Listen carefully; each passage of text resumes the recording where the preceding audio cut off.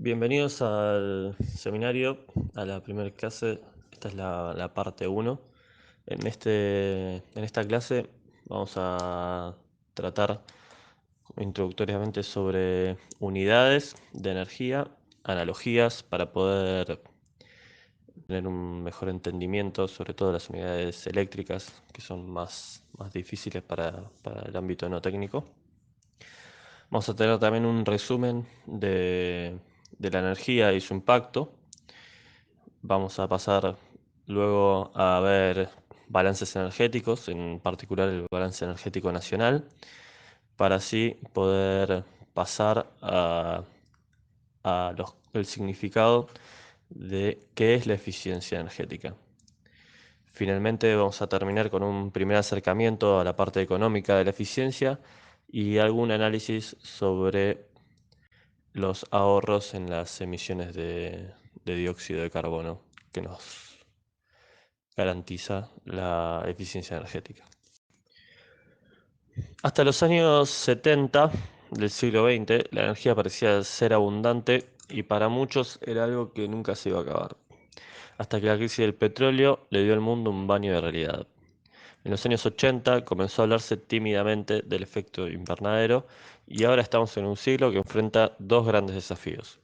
Por un lado, satisfacer la demanda creciente de energía sin dañar el ambiente y mitigar el cambio climático. Por ello, entender bien qué es la eficiencia energética es esencial. Es tal vez la llave más importante para abrir la puerta del desarrollo sostenible. Es importante empezar por ponernos de acuerdo acerca de las unidades en las cuales se mide la energía y las equivalencias para luego poder seguir construyendo en base a esto. Por esto aquí vamos a ver qué unidades se usan para medir la energía. Van a poder encontrar mayor detalle en el documento que está anexo en el campus, donde encontrarán todas las unidades y sus equivalencias. También van a encontrar una guía de ejercicios donde te servirá a modo de autoevaluación. Bueno, son frecuentes las confusiones en las unidades energéticas, con lo cual si vamos a realizar cálculos es importante comprender la importancia de las unidades adecuadas.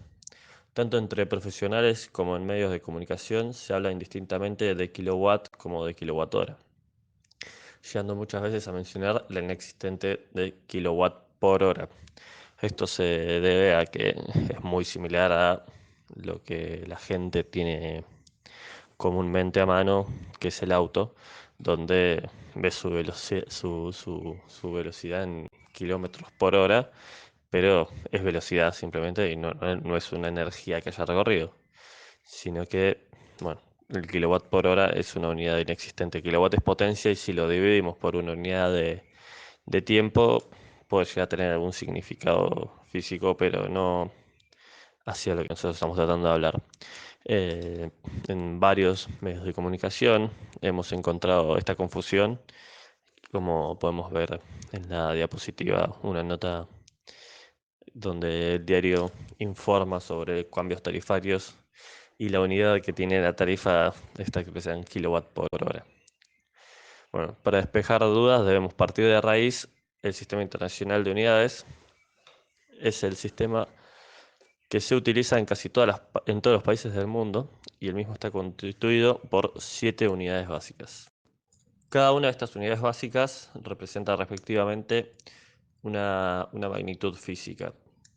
El ampere representa la corriente eléctrica, el Kelvin representa la temperatura termodinámica, los segundos, la unidad de tiempo, el metro, la unidad de longitud, kilogramo, unidad de masa, la candela, que lo vamos a ver más adelante, intensidad luminosa, y el mol, cantidad de sustancia.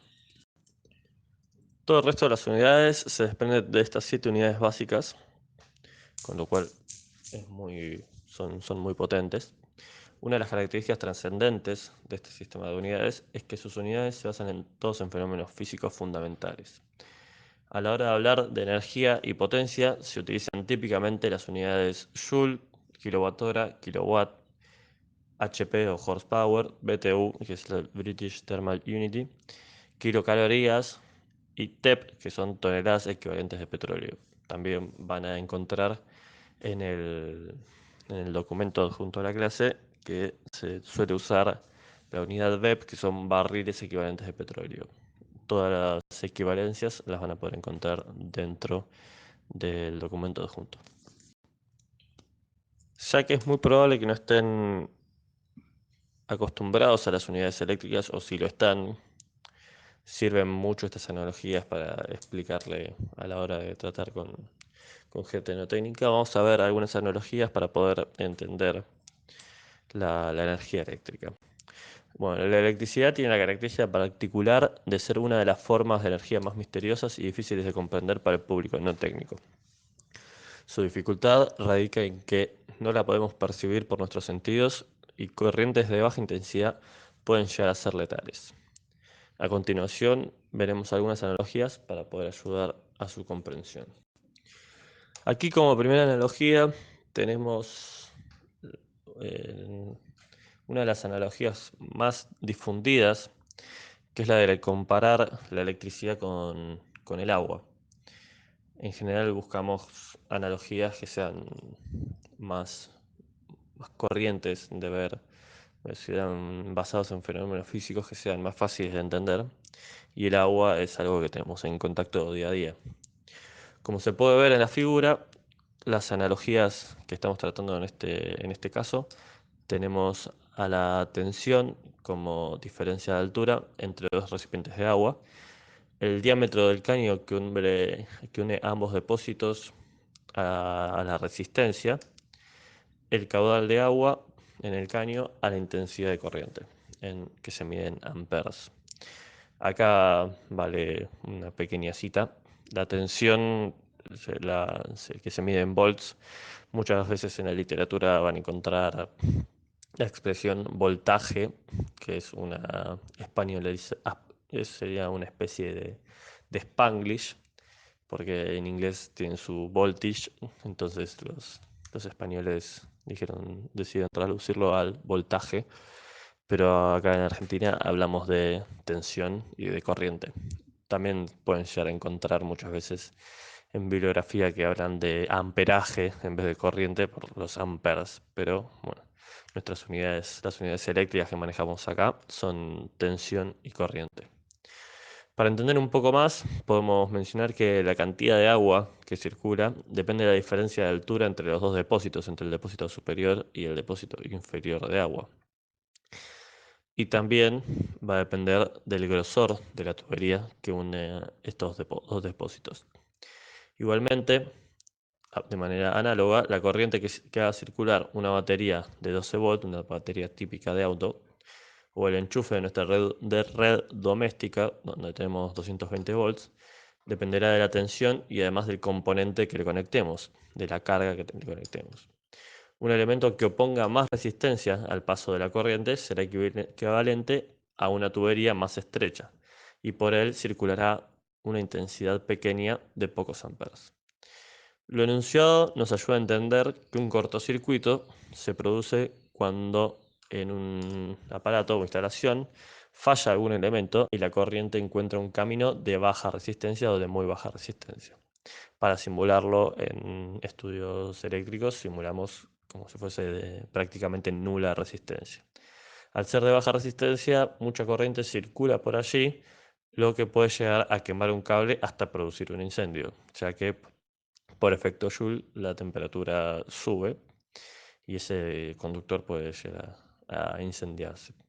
Otro concepto que se puede incluir en este ejemplo es el de la generación de energía, que en este caso es básicamente el generador que eleva el agua desde el depósito inferior hacia el depósito superior.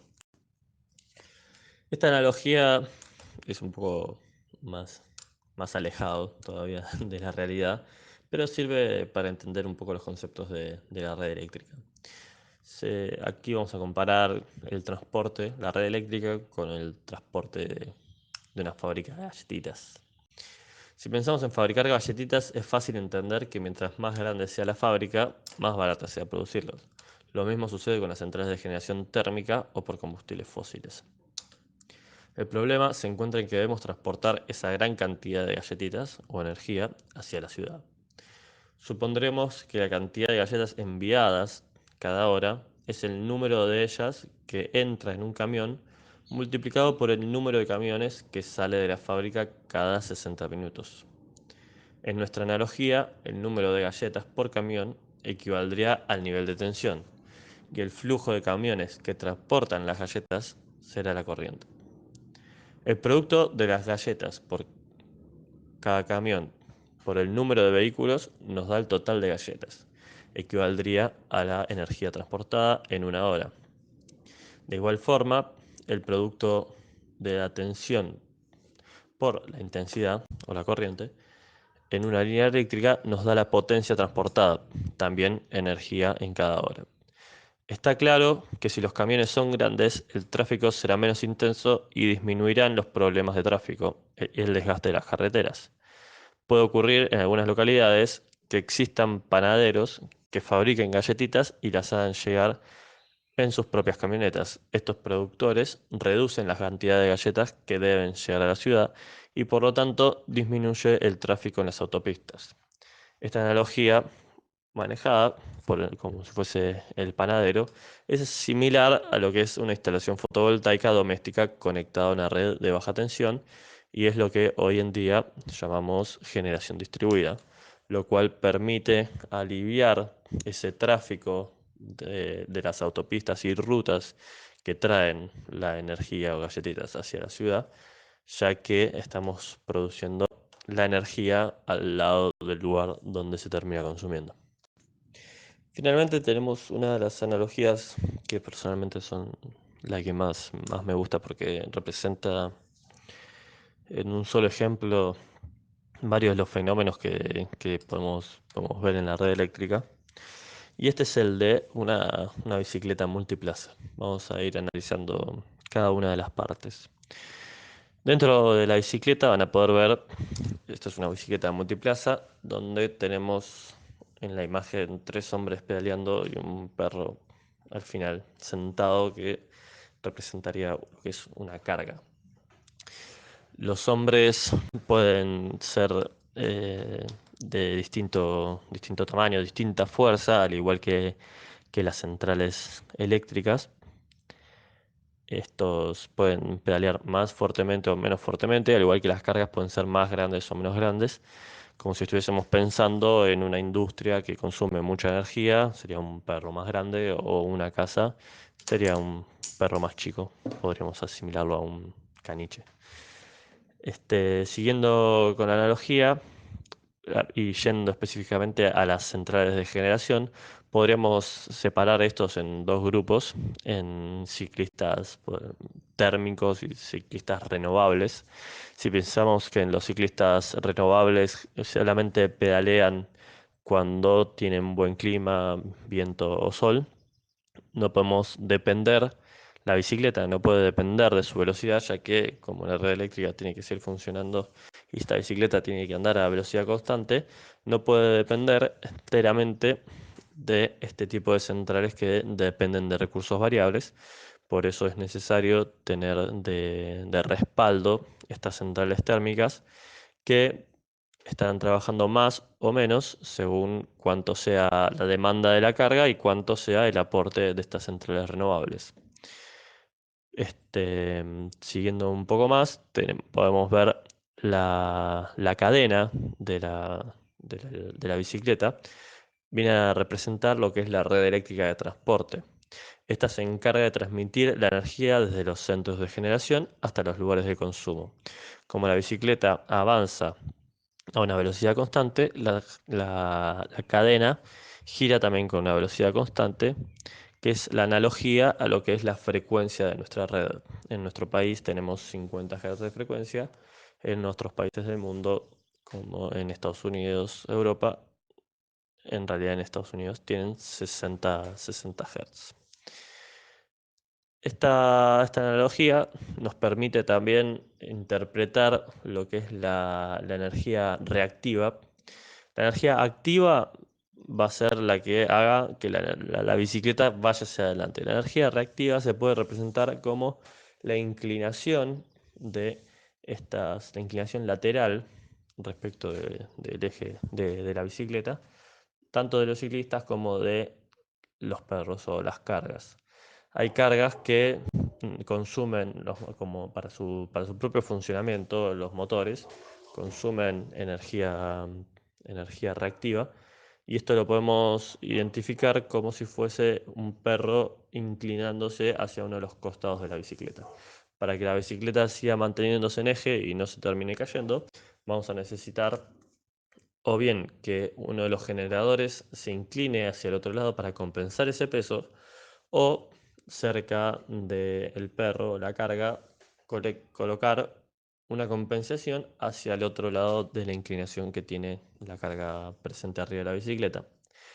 Si lo colocamos al lado de la carga, es lo que se viene representado como una compensación capacitiva, los capacitores que se instalan típicamente en fábricas, o bien puede ser la central de generación que destina parte de su fuerza para inclinarse hacia un costado y seguir pedaleando al mismo tiempo.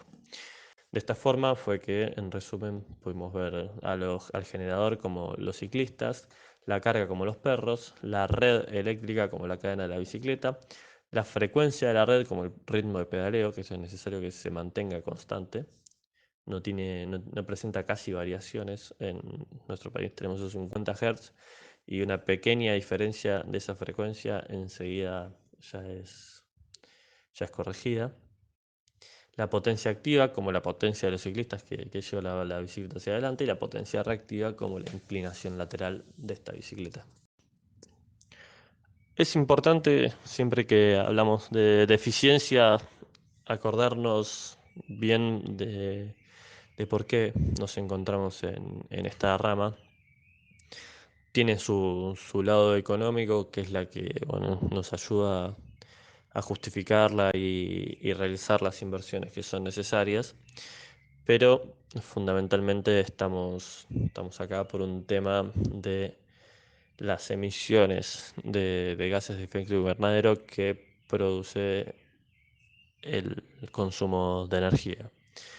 Aquí en esta diapositiva pueden encontrar una imagen ya fue bastante vista y mostrada. Muestra la evolución de la concentración de dióxido de carbono en la atmósfera durante los últimos 2000 años, y podemos ver cómo a partir de la revolución industrial fue que antes estábamos en 200 partes por millón, y ahora estamos yéndonos por encima de las 400 partes por millón. Es importante desglosar un poco esta curva, que a pesar de que, bueno, acá cambiamos uno de los ejes de coordenadas, en vez de partes por millón, pasamos a ver las emisiones anuales emitidas en billones de toneladas. Estos son billions estadounidenses, con lo cual son 1000 millones de unidades en español. Acá es uno de los primeros límites que vamos a encontrar. Bueno, siempre que veamos en la bibliografía billions, estamos hablando de 1000 millones. En cambio, si estamos hablando de billones, estamos hablando de millones de millones. Podemos ver que esta curva representa a lo largo de los años cada uno de los países. Vemos la Unión Europea, los 28, vemos Europa, el resto que no están dentro de la Unión Europea, Estados Unidos, Américas, África, India, China. Vemos bien cómo algunos empezaron antes, como la Unión Europea. Si entendemos que la revolución industrial se da primero en Inglaterra, hay algunos gráficos que muestran bien cómo al principio, bueno, estos gráficos que muestran porcentualmente qué países afectan año tras año. Los primeros años de la revolución industrial se debía 100% de las emisiones a Gran Bretaña. Pero bueno, con el paso del tiempo se fue incorporando. Primero podemos ver Estados Unidos, que empezó a actuar bastante fuerte. Luego, en los últimos 30, 40 años, podemos ver cómo China, con su gran desarrollo, empezó a consumir cada vez más energía y ser cada vez más parte de que esta pendiente se vaya incrementando. En este caso, haciendo un análisis por fuente de combustible que provoca estas emisiones, podemos ver nuevamente que el carbón fue uno de los principales combustibles que se utilizó en la revolución industrial y hoy en día seguimos usando gran cantidad de carbón a nivel mundial. Este, sigue siendo una proporción importante. El petróleo, que apareció unos años después, un poco antes del 50. El gas se ha usado más en abundancia a partir de los 50, con lo cual esta es una buena imagen que nos muestra a qué se debe y también tenemos que entender qué combustibles son más contaminantes que otros. En este caso, si nos tenemos que preocupar por algo, el primer lugar es tratar de empezar a eliminar todo, todo consumo, toda utilización de carbón que sea posible de desplazar, como lo es para la generación de energía. Un ejemplo es China. China tenía su matriz eléctrica fuertemente produciendo electricidad por carbón y lo que están buscando con los años es tratar de disminuirlo. Siempre que hablamos de emisiones de dióxido de carbono, solemos hablar de dióxido de carbono equivalente.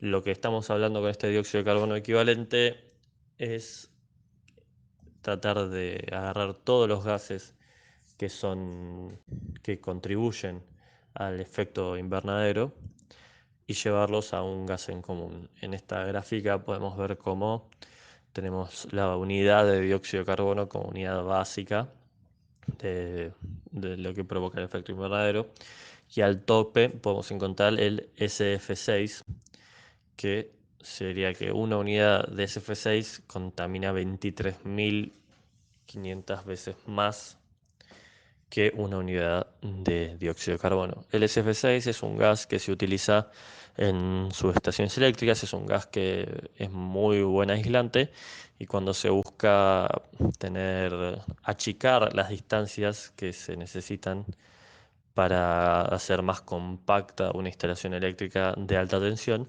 se usa este gas para confinar todos los elementos en un solo espacio.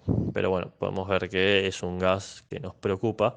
La idea para su utilización es que esté confinado y no hayan pérdidas, pero igualmente podemos ver que es un gas potencialmente muy peligroso. Así también podemos encontrar el gas metano, el HFC, entre otros tipos de gases.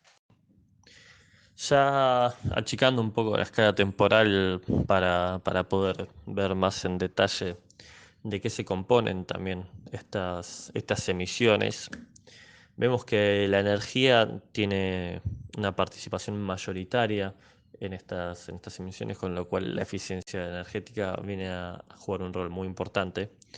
El transporte, también hay eficiencia energética dentro del transporte. En este caso, en este seminario, no vamos a ahondar mucho, pero podemos ver que hay oportunidades importantes de eficiencia en el transporte. Y luego se compone el resto de las emisiones como podemos ver, la agricultura. Muchas veces se habla de que la agricultura es culpable de un 50%. Aquí podemos ver que no es tan así. Y estos son todos datos que nos dan esta información. Lo que podemos ver en este caso es la participación en las emisiones, pero solamente considerando las emisiones por quema de combustibles.